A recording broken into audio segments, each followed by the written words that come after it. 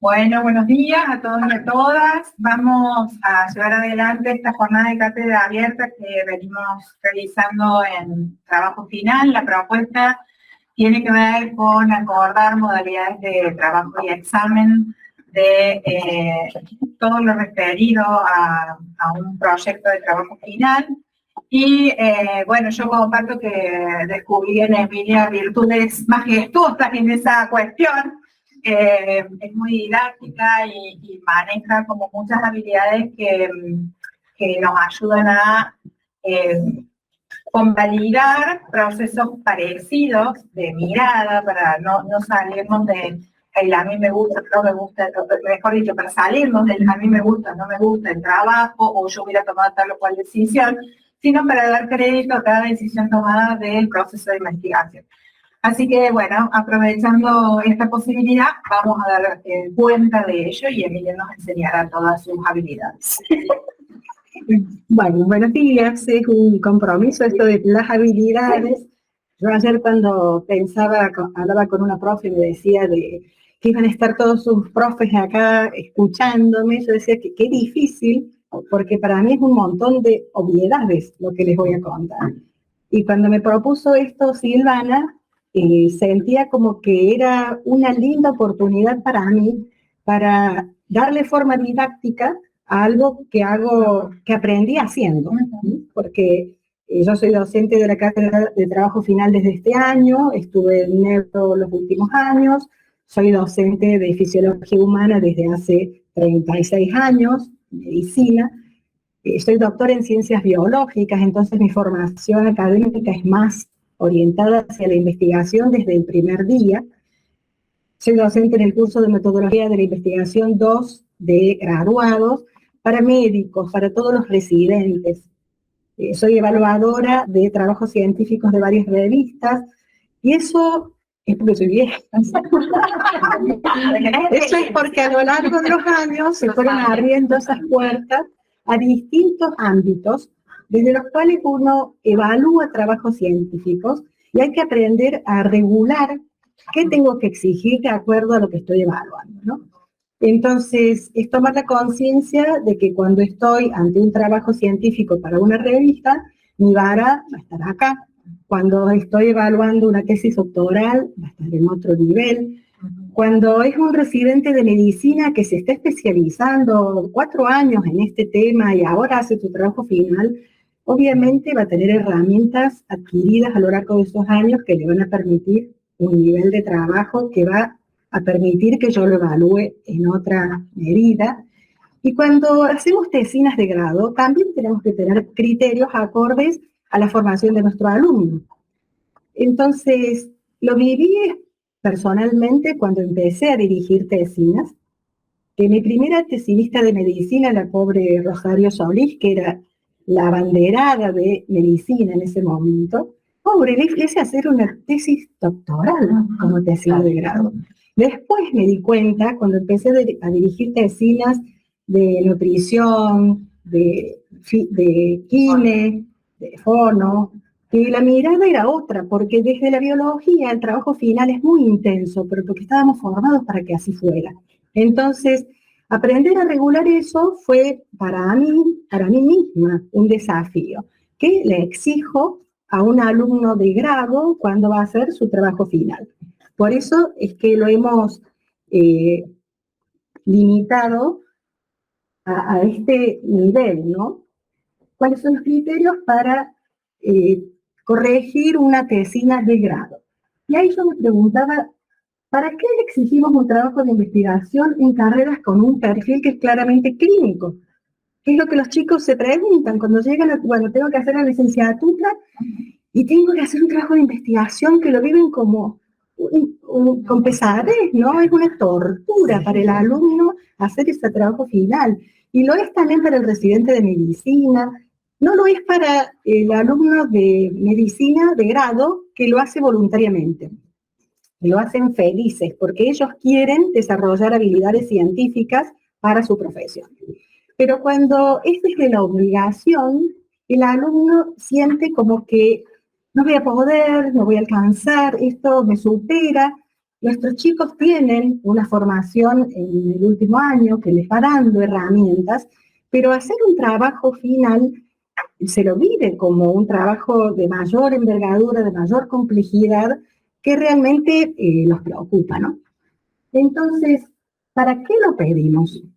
Entonces me ponía a pensar esto, ¿para qué incluimos en estas carreras un trabajo final de investigación? En primer lugar, es reconocer la pertenencia a un área de las ciencias de la salud, que los alumnos tomen conciencia de que al ser un área de una ciencia, ningún conocimiento está acabado, está en constante transformación, enriquecimiento, crecimiento. La tecnología hace que avance vertiginosamente el conocimiento. Entonces yo no puedo quedarme con lo que aprendí cuando egresé en la universidad. Tengo que ser consciente de que por más que me haya especializado en un área súper detallada de audio, hago audio, solo este punto, eso va a avanzar muchísimo. Y si yo me quedo con lo que aprendí cuando hice la especialidad, estoy atrás.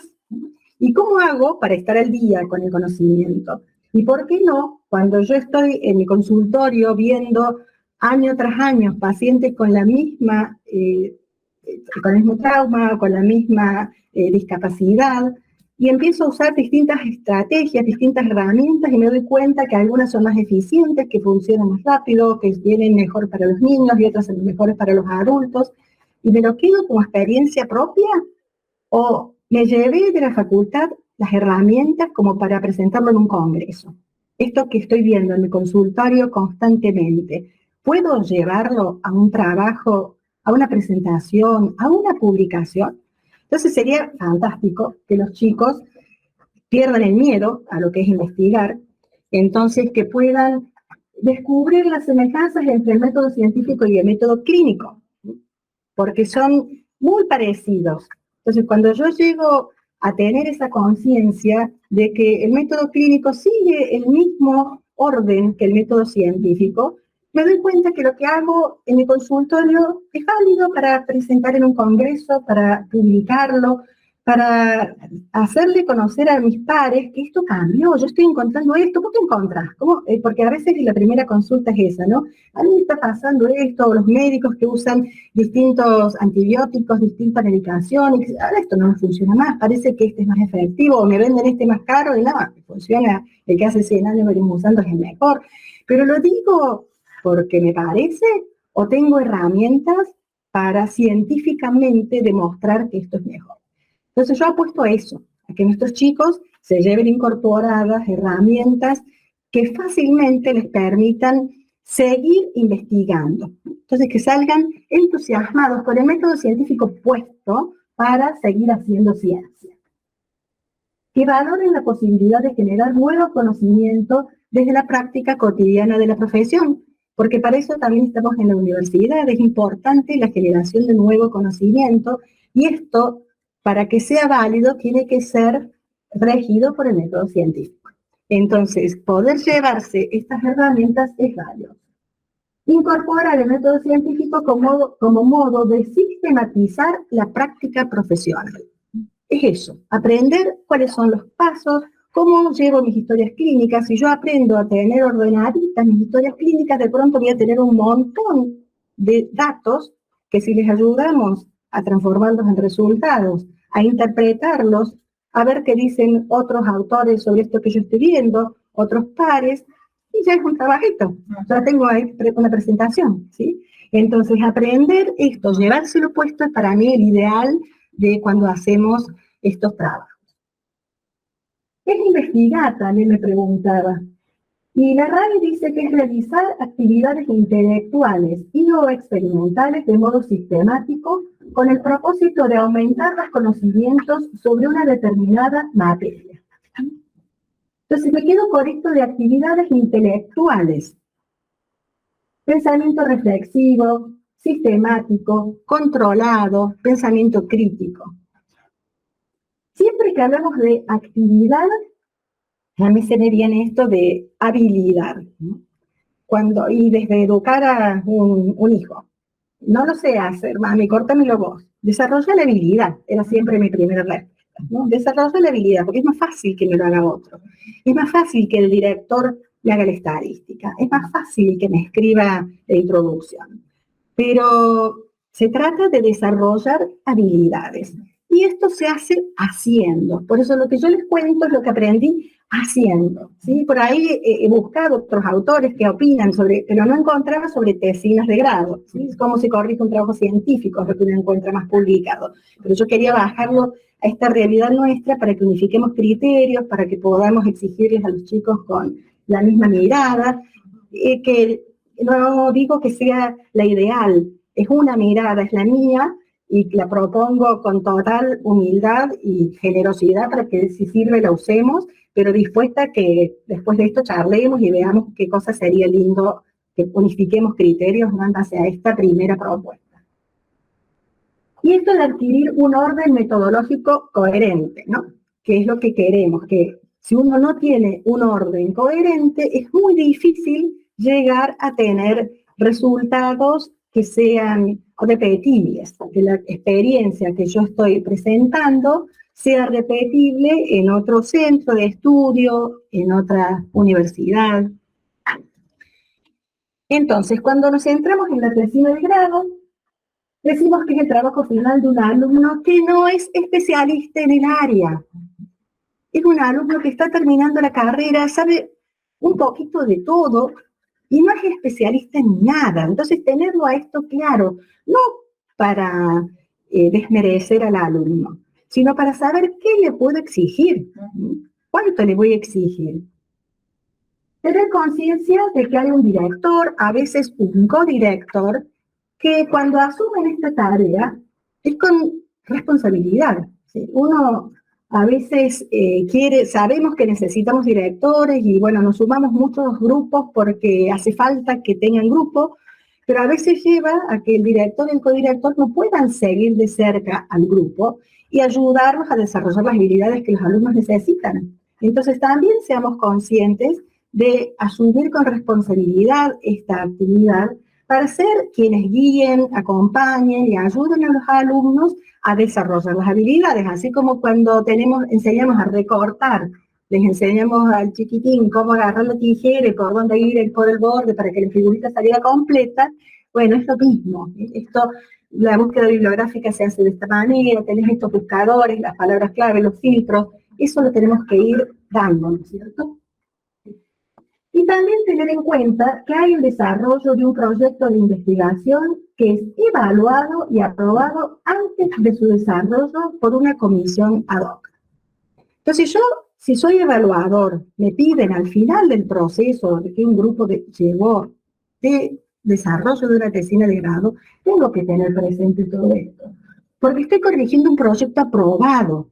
Entonces a mí no se me puede ocurrir pedirle que, hubiera sido buenísimo que hiciera esto, capaz que sí, pero tengo que centrarme en que si hubo una comisión que evaluó, ahora desde el trabajo final se hace muy finito esto de aprobar el proyecto. Es como que llegamos a un proyecto que ya fue mirado varias veces y cuando todo está realmente ajustado, que pueden escaparse cosas siempre, pero creemos que está ajustado, los chicos se han adueñado del proyecto, porque si no otras veces pasaba que obtenían resultados, tenían todo y decían, ¿qué hago?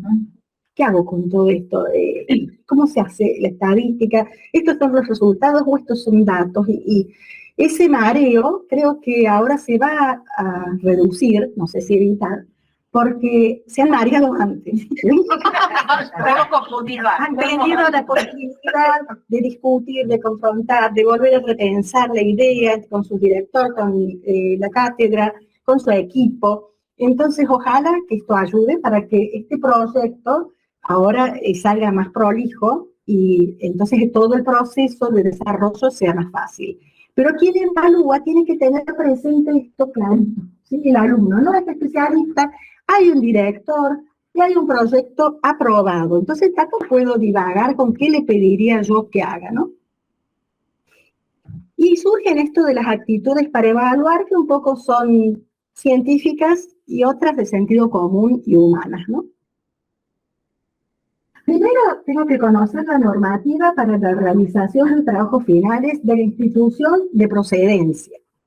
Porque si yo estoy acostumbrado a corregir de distintas facultades, de distintas revistas, sabemos que hay normativas que las caracterizan. Entonces, yo tengo que conocer qué pide esta institución para no corregirle al chico cosas que están mal, porque hizo todo justificado a la derecha y no justificó. No, porque en el reglamento le piden a la derecha, ¿sí? Entonces, conocer la normativa es lo primero que tenemos que hacer cuando vamos a evaluar. Respeto. El respeto es clave. El respeto, por eso que hay una mezcla de criterios científicos y criterios humanos, ¿no? Sí, porque el respeto al alumno es muy importante. El alumno, como no experto en el área, capaz que se equivoca en algunas cosas, ¿sí? Que yo como evaluador ya no debería estar viendo tantos errores, porque se supone que el director hizo antes todo esto. Pero cuando vemos el trabajo final, encontramos un montón de trabajos que tienen errores ortográficos, errores de redacción, resultados mal presentados, duplicación de resultados, y esto tiene que ver con el exceso de trabajos que dirigimos los profesores. Entonces no hay tiempo para tanto. O con el apuro de algunos alumnos y que no esperan, la falta de respeto del alumno hacia el director, de no mostrarle a tiempo. Entonces el respeto tiene que estar en todas las direcciones, porque ser director es académicamente reconocido, es cierto, pero es el único reconocimiento que tienes. Y si el alumno no te reconoce como director, está en el otro. Claro. Entonces el alumno tiene que reconocer también y respetar los tiempos de su director. El evaluador respeta al alumno, respeta al director, porque también ese par ha hecho su trabajo. Entonces yo no puedo empezar a criticar el trabajo mal. Mi disposición a evaluar tiene que ser respetuosa desde el momento uno y al proyecto aprobado. Este proyecto fue presentado así, con estos objetivos, con esta metodología, pero podrían haber hecho esto. Si hubiera sido bueno, sí, pero no fue aprobado así. Entonces, centrarme, controlarme y ser consciente de que a lo mejor yo sé un montón más sobre esto. Bien, lo sugeriré con respeto en el momento oportuno, pero no me predispongo mal ante esto porque encontré que algunas cosas no estaban como deberían estar. Objetividad.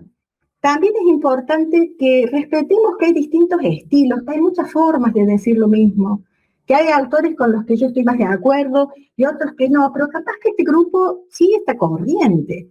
Invalida el trabajo. Entonces, aprendamos esto de que las distintas corrientes, los distintos pensamientos, la diversidad es lo que ayuda a crecer, a afrontar las distintas ideas y que podamos crecer en el conocimiento. Entonces, tener objetividad como que, bueno, yo lo hubiera dicho de esta forma, o fulano lo dice de tal otra, pero acá me lo están escribiendo con citas bibliográficas, no son los autores que yo apruebo, pero es correcto, sí, es correcto, es científicamente correcto. Entonces, no observemos cosas en las que yo estoy poniendo mi criterio personal, mi preferencia. Respetemos que muchas veces esto, la libertad literaria, de decir la forma, de otra forma, lo mismo. A veces uno corrige la oración, no, porque así es más clarita, ¿no? Y algunos que tienen mucha facilidad para florear frases, le hubiera puesto esto o aquello. Pero a ver, ¿dice lo que tiene que decir? Sí, está bien. Entonces eso de contenernos un poco nuestras ganas de demostrar cómo lo hubiéramos hecho nosotros y respetar cómo lo hizo el otro. Y esto surge entonces de cuando ya nos pusimos en esta, tenemos deseos de valorar el trabajo realizado y sumar aportes para su mejora y no solo señalar errores o lo que se podría haber hecho y no se hizo. ¿Sí? Cuando yo ya logré tener esa mirada, sumo, colaboro. Me encanta cuando te mandan un trabajo a corregir y te dice, profesor, ¿podría colaborar en la corrección? Qué bueno, porque colaborar es eso, ayudar a mejorarlo. No es meterme en juez a destruirlo, ¿sí? Es colaborar.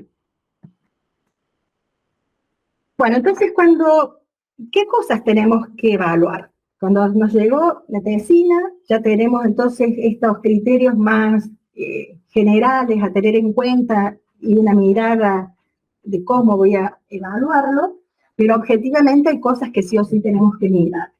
¿Cuáles? En primer lugar, el formato. El formato tenemos que analizarlo.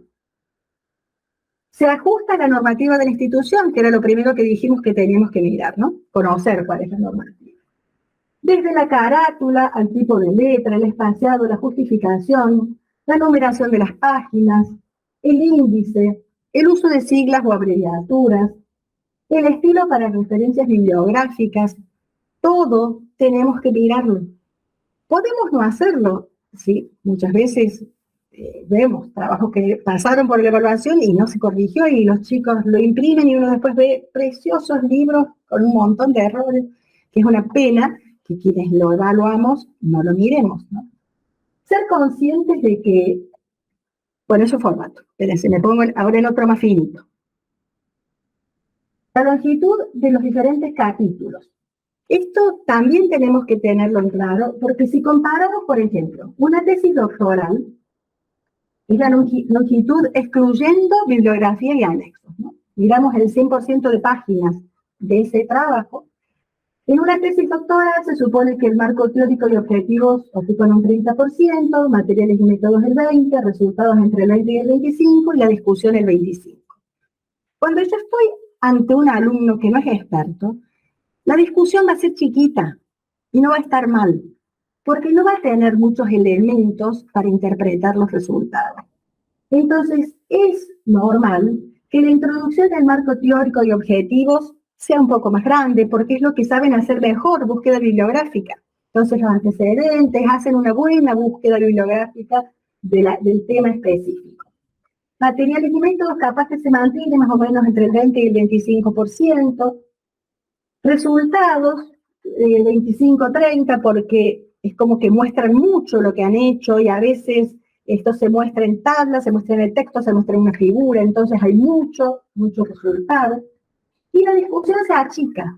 Pero para una tesina de grado no es tan mal, porque no puedo pedirle al alumno que vaya tan finito a interpretar el resultado. Sí, no podemos pedirle que la discusión sea una mera repetición de los resultados, pero sí que haga una interpretación lógica, bajo su criterio, que contraste con otros autores, sabiendo que a lo mejor nos sorprenden con una discusión muy sesuda y profunda y frondosa. Genial. Pero estar preparados a que no sea tan profunda como en una tesis doctoral, porque el alumno no tiene tanto conocimiento de esa área específica, ¿sí? Y no podemos pedirle que en un año lo adquiera cuando otras personas lo están haciendo en 4, en 5, 6 años, ¿sí? Entonces, ser conscientes de cuánto le exigimos y el esfuerzo que implica para un alumno que no ha sido formado en la investigación hacer todos estos procesos. Si decíamos al principio que es adquisición de habilidades, es la primera vez que está haciéndolo, ¿sí? Entonces, ser un poco más solidarios con ellos y tener, no sé si compasión, pero sí esa certeza de que está haciendo su mejor esfuerzo. Es lo que puede con esto que le estamos dando por primera vez. Bueno, eso, la cargo. No fue realizado el trabajo por un especialista, entonces los porcentajes pueden cambiar. Cuando empezamos a corregir, tenemos que corregir todos los capítulos, ¿sí? Comienzo desde el título, los autores, el formato de toda esa parte, los distintos apartados, y vemos primero el resumen. Yo acá puse tenerlo presente al momento de valorar cada uno de los capítulos del trabajo a fin de percibir si guarda coherencia o no, si está completo o incompleto, porque a veces el resumen no representa todo el trabajo. Se han salteado algunas cosas. Y por eso también es bueno revisarlo después de haber visto el trabajo completo. Porque cuando yo comienzo a revisar, leo el resumen y espero encontrar todo esto. Pero cuando estuve haciendo toda la evaluación, a lo mejor me olvidé algunos detalles. Cuando terminé de evaluar todo, reviso nuevamente el resumen y ahí puedo tener la certeza de si se han olvidado algo, si sería conveniente cambiar o si siempre ocurre que alguna información fue diferente, porque a veces el resumen Yo creo que cuando uno hace un trabajo es lo último que tiene que hacer. El resumen es al final, porque va a ser realmente, va a señalar lo más importante de cada uno de los capítulos. Cuando encontramos errores, y hace poquito me pasó por una tesis doctoral, que el resumen, cuando lo vi, bárbaro, y cuando empiezo a leer la tesis, ¿qué pasó? Entonces lo primero que le digo a la chica, el resumen, no sé, oh no, Doc, me equivoqué, ese resumen era viejo, ahora que terminé cambié. Y pasa, porque cuando hacemos el resumen primero tenemos una mirada, cuando terminamos de hacer todo el trabajo, ahora sí puedo resumir mi trabajo en esto, ¿sí? Entonces, lo mismo que corrige, está bueno volver a mirarlo después. Cuando vemos introducción y marco teórico, si hay suficiencia o no de antecedentes, si hay pertinencia de los contenidos, porque a lo mejor hay contenidos que están buenos, son interesantes, pero no son pertinentes a esto. Cuando es tan grande una introducción, suele pasar que quiero aclarar todo, me interesa que todo esté clarito. Bueno, pero no te explayes tanto. Entonces, tener ese criterio para definir qué contenidos es importante profundizar para que lo que yo voy a experimentar o a ver en el desarrollo clínico quede claro, que sean los antecedentes que yo necesito para que se entienda cuál es mi problema, pero no exceder. La antigüedad de los antecedentes también es importante. Hay trabajos, hay revistas científicas que no aceptan que la bibliografía tenga más de 5 años de antigüedad. Nosotros en una tesina diciendo con ese criterio, ¿no? Porque creo que en muchas áreas de la investigación hay clásicos que hay que citar. Entonces, si pedimos que sean de los últimos 5 años, estamos por ahí olvidándonos de trabajos que fueron claves, de donde surgió lo que se está haciendo ahora, ¿no? Pero sí ser con los chicos un poco más exigentes de los últimos 10 años, que no sea todo viejo, porque con esto de que no hablan tanto inglés, cuesta que lean trabajos científicos actuales. Y tengamos conciencia de que ocurre esto, de que cuando llegan a las revistas de alto impacto, tiene que ser inglés. Pero sí es importante tener en cuenta que hay otros buscadores que no son de revistas de alto impacto y que tenemos que tenerlos en cuenta más ahora que estamos haciendo muchas revisiones sistemáticas y que vos vas a ver si te acordás, Mariela, o los vamos, en la cátedra están, yo no me acordaba para ponérselos ahora, que en una de las últimas tesinas el doctor Fernotti nos dio el dato de Mario, de buscadores que son más apropiados a la disciplina y que no tienen el rigor científico que tiene una revista de alto factor de impacto, pero nosotros si reconocemos que estamos empezando a trabajar en serio en ciencia, bueno, llegaremos dentro de unos años a las de alto impacto, pero mientras tanto hay otras publicaciones valiosas, que porque a veces cuando hacemos lo sistemático no encontramos suficientes publicaciones en mi área específica y analizamos 9.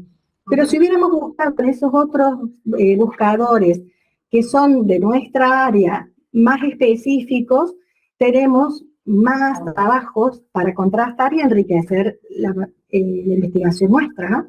Entonces, verlos y presentaciones en congresos, a veces resúmenes de un congreso, y entonces también ampliar por ese lado la bibliografía. Tenemos que controlar el modo de citar en el texto, acorde a la norma correspondiente, control de la bibliografía citada en texto y apartado final, que esté en los dos lugares, que no haya textos perdidos. No sé si me lo comí, lo de la redacción, la ortografía, la semántica, ¿lo dije?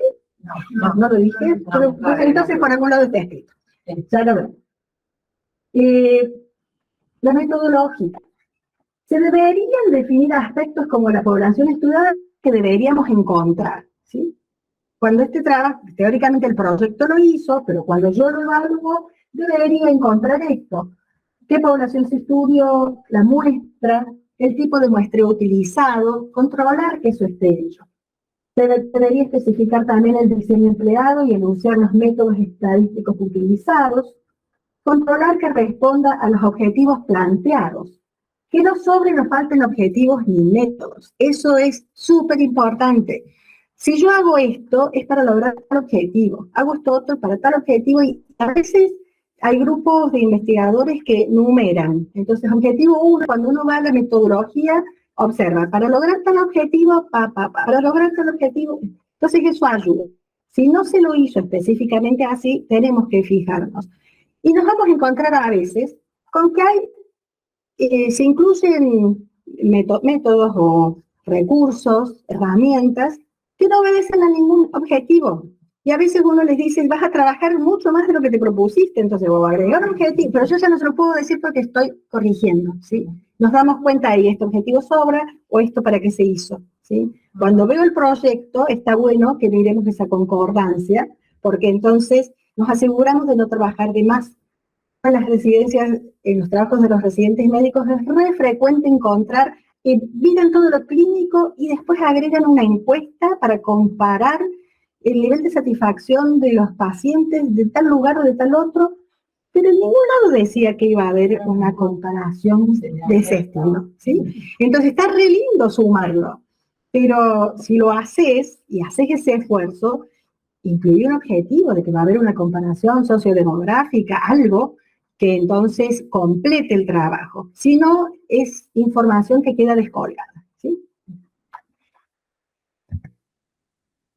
Resultados.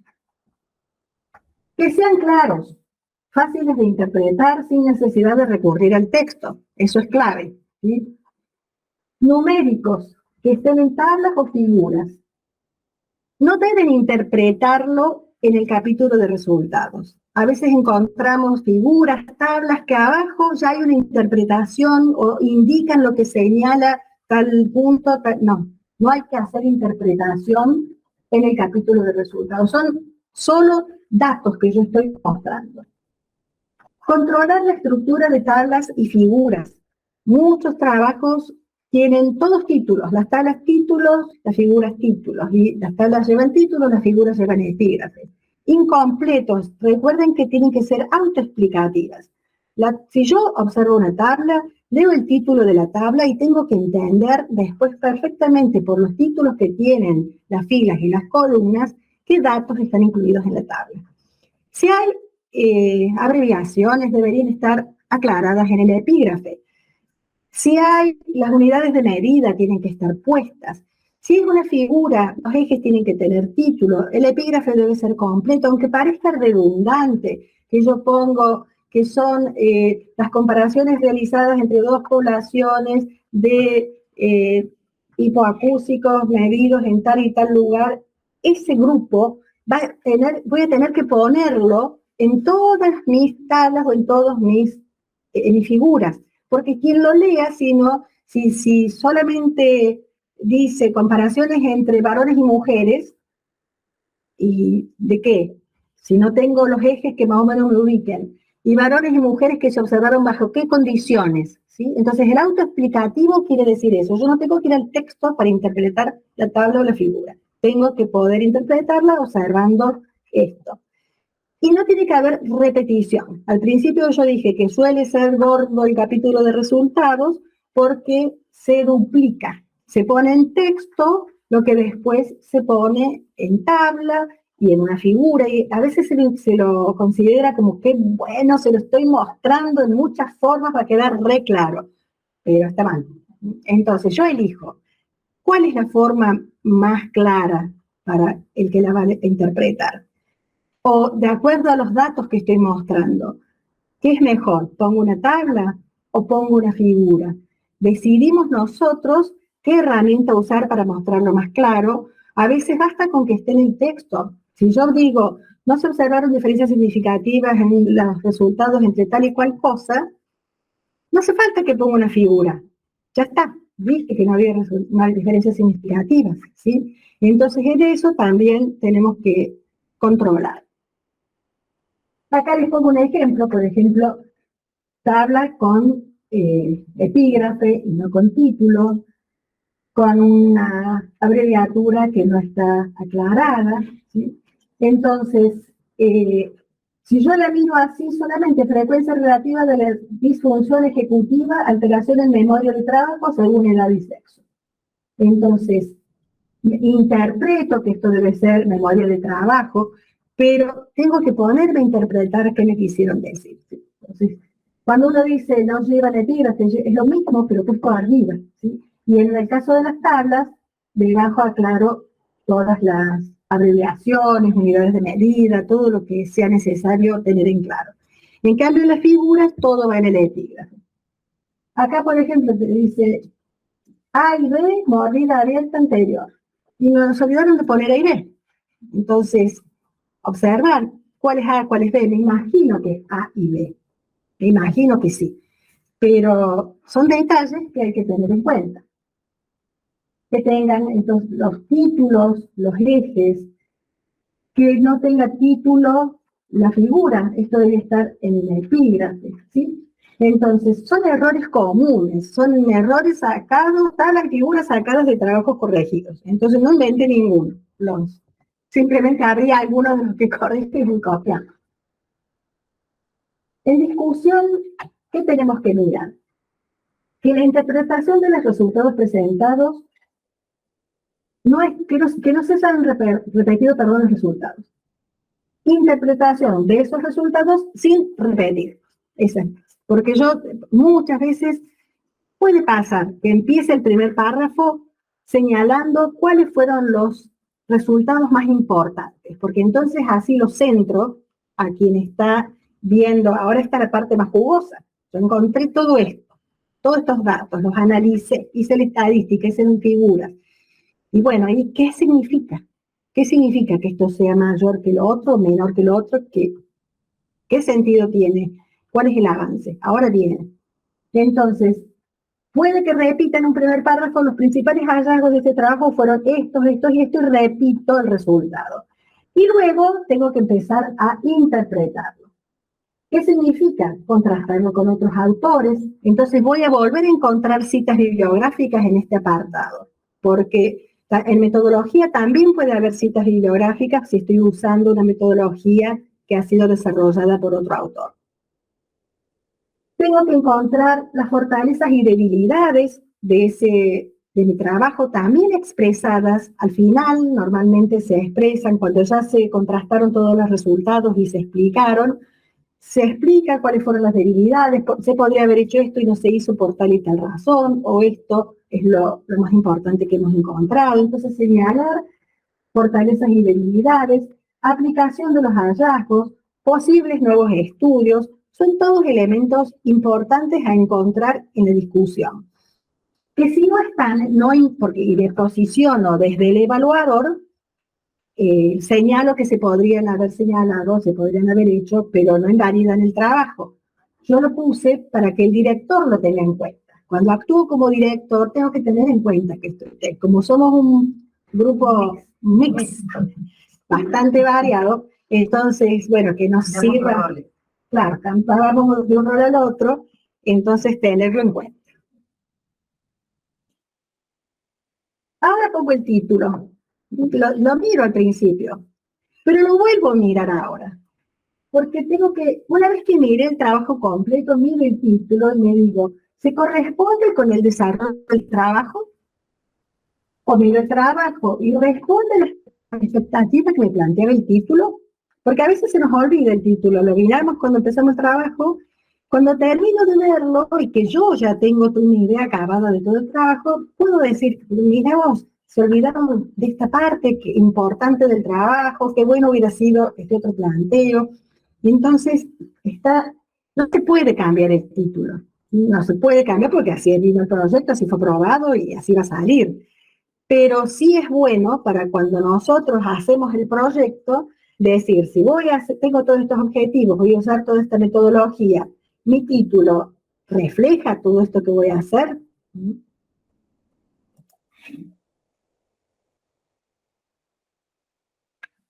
También tenemos criterios para evaluar las referencias bibliográficas.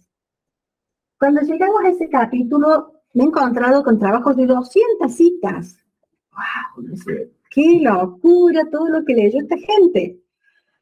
no necesitamos para una tesina de grado tanto. Entre 50 y 80 citas está bien, es suficiente. Controlar el estilo, ya lo dije antes, pero ahora puntualmente en el estilo, si son APA, busquemos la última reglamentación. APA tiene esta cuestión de que actualiza y cambia año a año. Yo no sé por qué. ¿Cuánto? 2 espacios después de los 2 puntos. Claro. 1 espacio después de la coma. ¿Sí? Un montón. Son detalles. La séptima edición. La séptima. Estamos con la séptima. Estamos con la séptima y uno mira qué cambiaron. Es tan importante. Pero bueno, es lo que nosotros hacemos APA, no somos Vancouver. Los Vancouver son más. Sí, más. Entonces, si pedimos APA, tenemos que tener conciencia de que cambia. Antes era si son más de 3 autores, o si son 3 autores, los 3 tienen que ir en el texto, ahora no 2 en el texto. Entonces es como que tenemos que actualizarnos y ver que eso se cumpla en todas las citas. Me tengo que tomar un ratito de mirar o aleatoriamente algunas de las citas para poder devolverla al alumno y decirle sí, están bien, están todas con la norma, o si están todas las citas, ¿sí? Controlar la antigüedad, el 50% no debe tener más de 5 años, es más o menos un criterio. Todas las citas del texto deben estar en el capítulo de bibliografía. Es común encontrar muchas citas en el texto que después ni aparecen en la bibliografía. Hay criterios que acá los marqué, como originalidad, enunciado de los objetivos, metodología empleada, pueden observarse en caso de encontrar errores importantes, pero no modifican la valoración del trabajo, ya que estos ítems corresponden al proyecto de investigación aprobado para su realización bajo esas pautas. Entonces, me resulta poco original y sí. Los objetivos, a veces uno encuentra objetivos que son analizar, a ver, objetivos específicos. ¿Por qué no pusiste describir?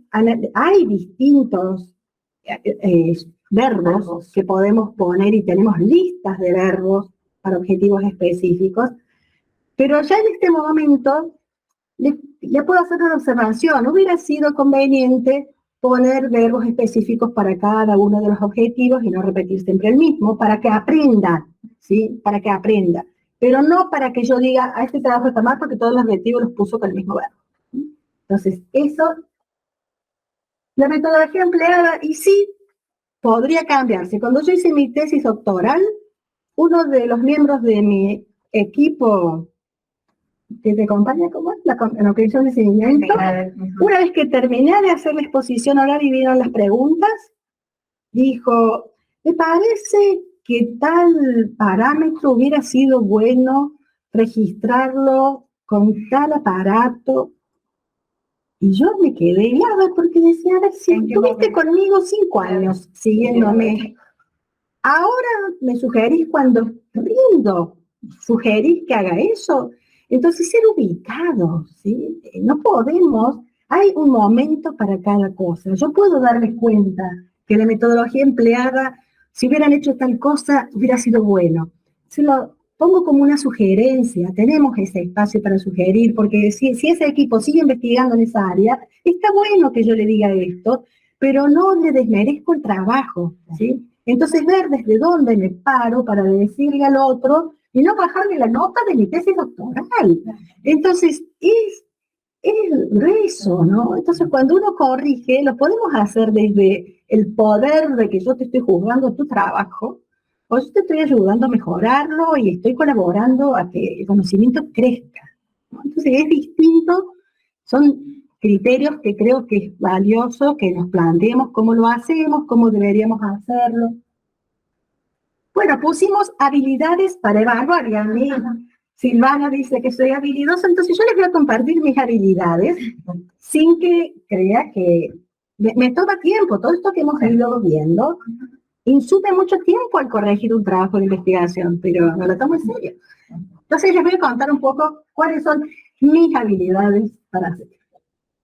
Ahora bien, En todo el trabajo se debe controlar la redacción, ortografía, puntuación y semántica, es decir, lo que significa. Todos corregimos en la compu, todos corregimos. Si no sé lo que significa, lo googleo. Tengo que ir viendo, porque también me enriquezco yo, cada vez que corrijo algo, aprendo un montón. Entonces, el Word tiene corrector de ortografía, corrección de redacción y sugerencia. Deberían tomarse ese trabajo los alumnos, en primer lugar, de usar esa herramienta. Para ya entregarlo sin errores de ortografía, sin errores de puntuación, Word te señala la puntuación. Entonces, cuando tenés rojito abajo, haces clic con la derecha y vas a ver qué te está indicando. Si es que y después esta coma no va espacio, o la coma está de más. Entonces, sabe más que yo. Le demos bolilla, lo miremos. Me marca una palabra en rojo. Bueno, ¿quién está subrayadita en rojo? Clic en derecha. ¿Qué fue?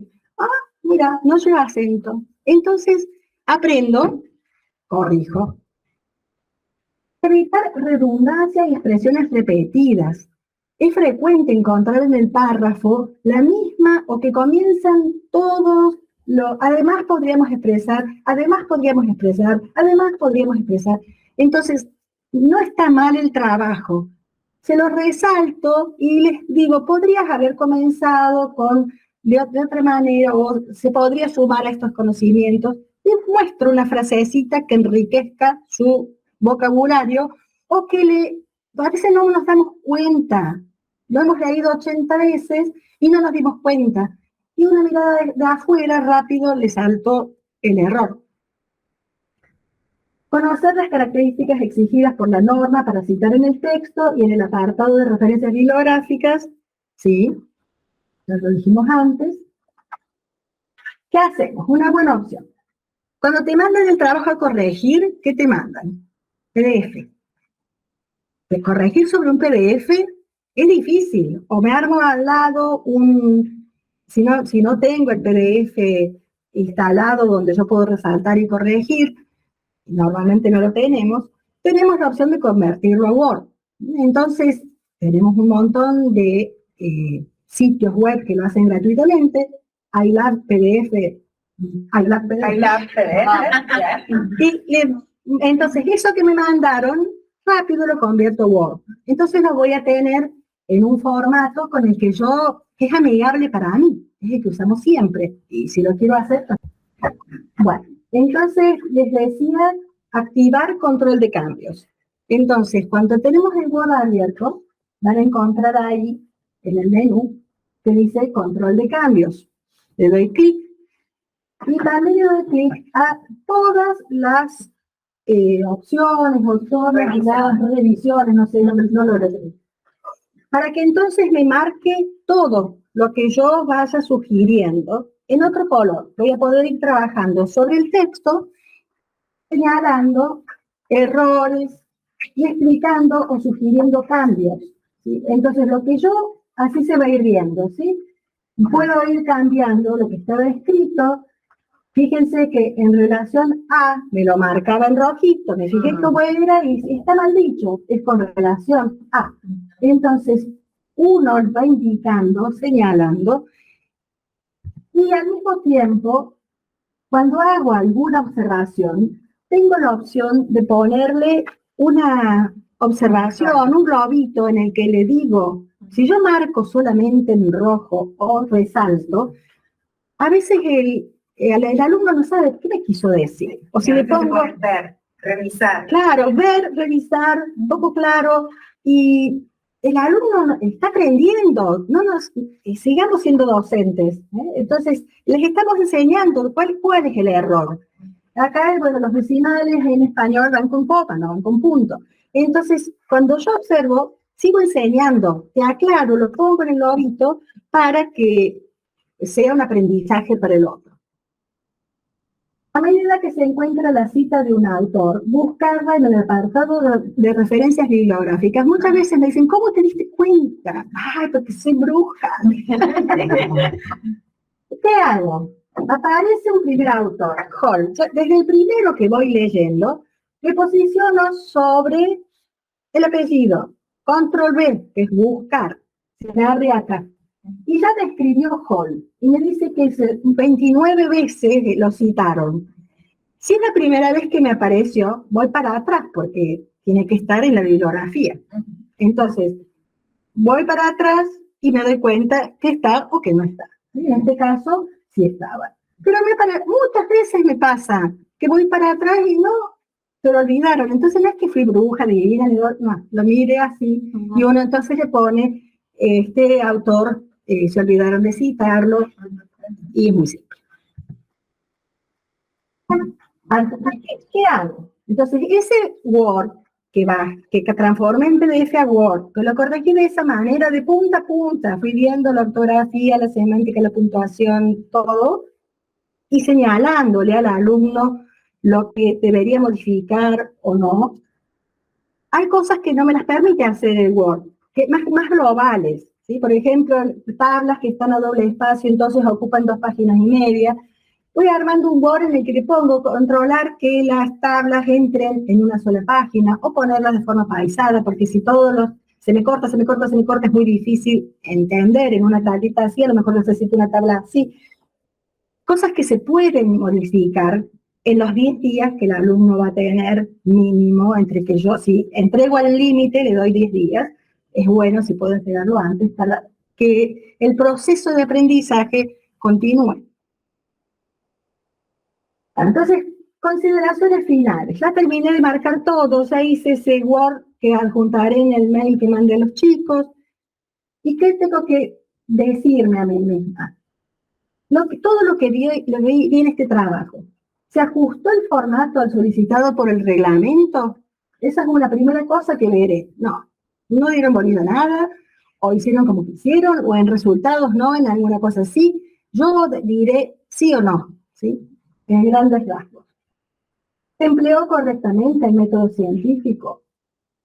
¿Hubo búsqueda de antecedentes? ¿Qué quiere decir se empleó correctamente? ¿Siguieron el orden? ¿Fue coherente? ¿Hicieron en cada apartado lo que se esperaba que se hiciera? ¿Sí? Entonces, ¿adquirieron la metodología? ¿Hubo búsqueda de antecedentes completa, pertinente, actualizada? Lo voy viendo a lo largo de todo el trabajo. ¿Se presentaron los resultados en forma clara, sin duplicar, en formatos autoexplicativos?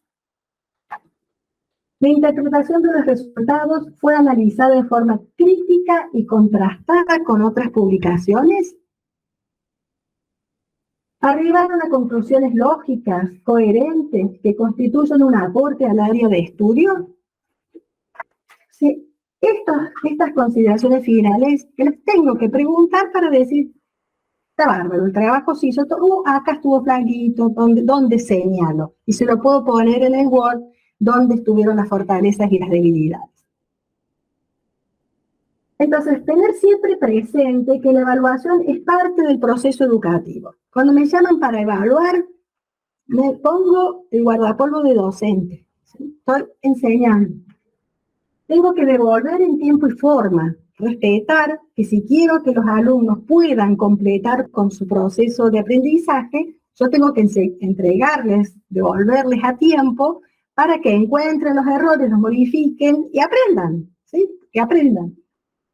Contribuir y no juzgar, lo dijimos al principio. Yo vengo acá a sumar. No, tantas veces que dicen, ay, está en el tribunal fulano, y es buena o es mala.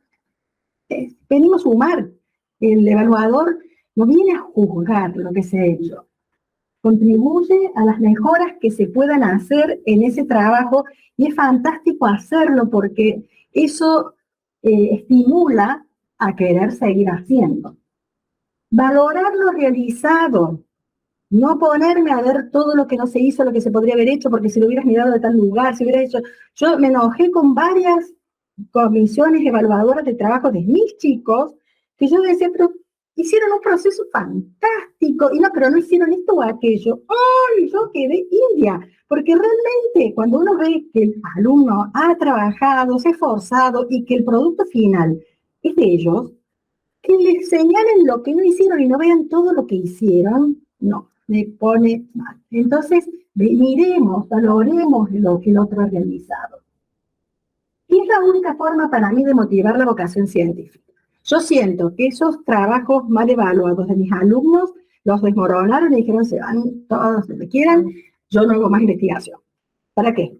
Si metí ficha todo esto, con todo lo que hicimos, profe, qué sé yo, bueno, está bien, me lo saqué de arriba, ya está, me recibí. Pero no era la idea. Yo que amo la investigación, yo quería que sigan, que amen la investigación, que se enamoren del proceso, que no le tengan miedo al método científico, que lo interpreten, lo incorporen, se lo lleven puesto como una herramienta que los organiza, que es fácil de implementar, que realmente la necesitamos porque es la única manera de generar nuevo conocimiento.